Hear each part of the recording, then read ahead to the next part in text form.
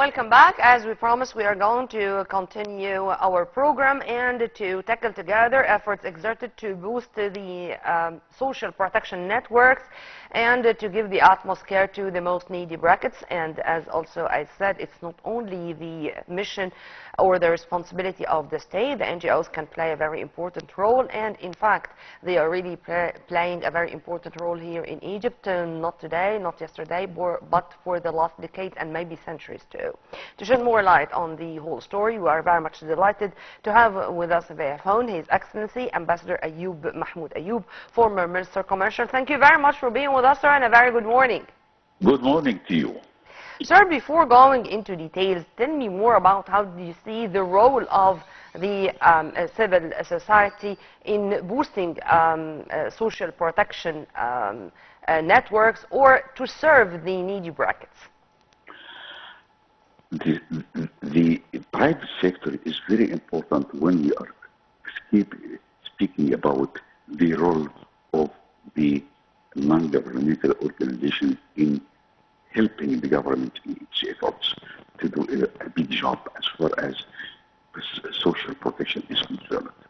We are seeing now many areas of business, many areas of activity for the private sector and the individuals, and the private sector and the social network who are doing an important role in protecting the citizen from many handicaps which he is facing in life.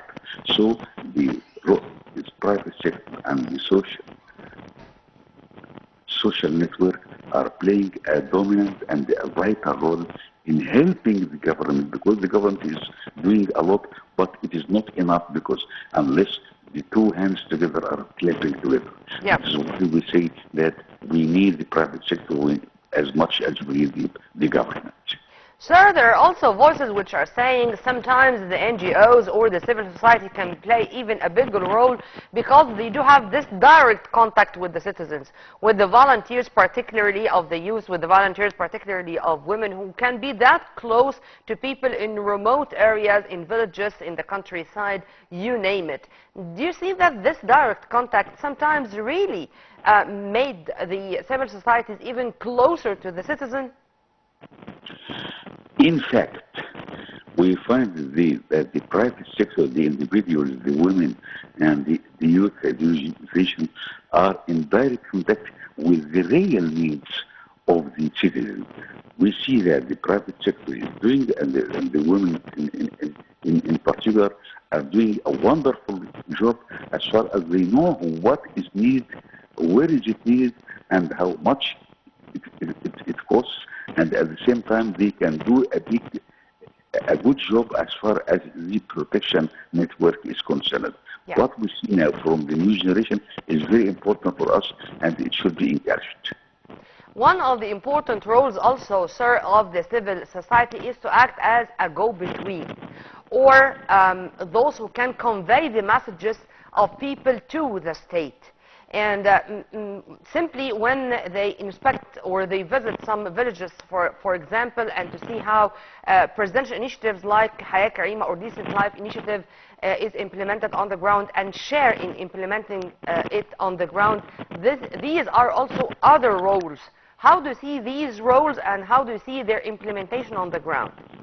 This go-between word is very important, because in many cases you find that the individuals in the countryside, in the villages, know very well what is needed now and how to do it, and at the lowest cost possible. That is why the role is very important and vital, and when they listen to the other citizens, they listen to the needy and know how to do it and when to do it and minimizing the cost. That is very important for both the citizen and for both the community and also for the government, because any government in the world cannot do everything to citizens.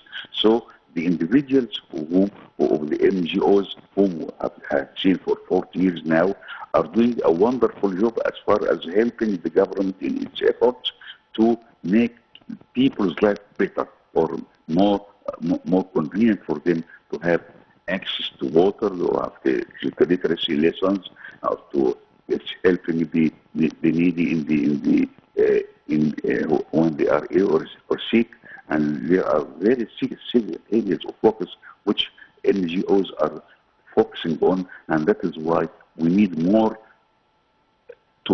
input from the NGOs in these areas of focus. We need more input from the NGOs, and we need more of the civil society role. I'm going to take it from here, sir. Do we have the qualified cadres? Because in my humble opinion, those working with NGOs or in the civil societies, they should be very well educated, very well cultured, knowing well the culture of volunteers, and being politically aware, economically aware. Because, for example, we have people or members of NGOs participating in monitoring, for example, the electoral processes, whatever, parliamentary, presidential, you name it. We can find NGOs specialized in inviting public figures to join events and to propagate for what's going on the ground. I mean here regarding the achievements and the mega projects, encouraging entrepreneurs, you name it. How do you see the quality or the criteria of our youth practicing these efforts on the ground or these activities on the ground? What we actually do in the market, I will call it a market, we raise awareness of what is needed in this particular case or this particular place, raising awareness of the citizens themselves of what is needed and how they can do it in a better way. So there are many in Egypt, I say, there are many qualified persons who can raise the awareness of the public to the public issues which we all are in the same boat, which we are all should be cooperating with each other to solve our problems, or there are problems every day all over the world, and the public sector or the private sector, I mean, they need to cooperate with the others, with other NGOs, so that they can ensure a decent life for many citizens who need the work of these NGOs as far as community service is concerned. In fact, sir, we now consider the NGOs or the civil society as real partners in achieving the sustainable development goals on the ground. But how do you see the reception, or how the Egyptian people are receiving the efforts of NGOs or the civil society? In many cases, which I've seen for 40 years now, as far as I am in this area, we have seen that the people are welcoming the role of the NGOs as far as the community service is concerned, and the people, because they find that they are decent with them, they know their needs, and in a simple way, not sophisticated, but simple way that copes with the needs, the real needs of the citizens. NGOs play an important and vital role as far as community service is concerned, whether in Egypt or in other countries, but when it comes to Egypt, it is entrenched in the community itself. We have seen this kind of the private sector organizations are working from from 2 or 3 centuries now. They are helping people by a private sector and from their own resources, and making their life far better as far as community service is concerned. Yeah. Sir, I'm asking this question because now I think with social media, with awareness campaigns, when it comes to the needy brackets, you are not gonna find people who want just to take financial aid, but no, qualify me, train me, educate me how to earn my living rather than giving me money. Yes. Okay. Yes. We don't, in this organization which I've been familiar with, we don't give money to the people.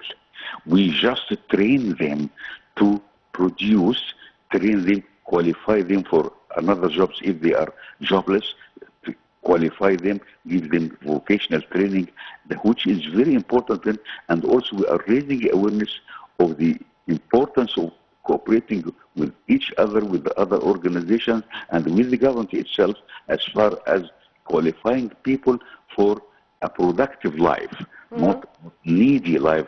But in many cases, you find that the people are quite receptive and they are welcoming these efforts by NGOs as far as training is concerned, as far as helping them to qualify for new jobs, because there are sophistication now as far as what is needed in the community. And we will find that even in the universities and the schools, this, in many cases, they cooperate with us in knowing from their syllabus and their programs. They change it in many cases so that they can cope with the needs of the community and the needs of the market, would I call it.